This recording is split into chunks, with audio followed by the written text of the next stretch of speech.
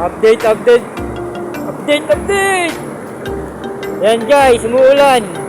Sobrang lakas ng ulan. Dito sa Cabanatuan is malakas ng ulan. Kaya ingat-ingat guys. Sasagutin lang natin na isang katanungan ng ating mahal na pasahero.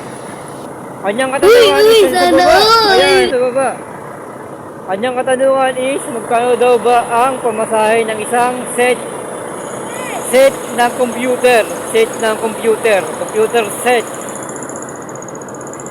Pwede po magsakay ng computer set kaso nga lang may kaukulang pong bayad. Ang kaukulang bayad po ng isang computer set is nagkakahalaga po siya ng 80 pesos ang isang set. Kung apat po yung set di papadala ni sir is equivalent to 320 po yung computer set na yan. Sana maliwanag po. Sana nakatulong ako sa inyong katanungan. Paki-comment sa baba ang inyong katanungan para masagot ko natin sa susunod nating video.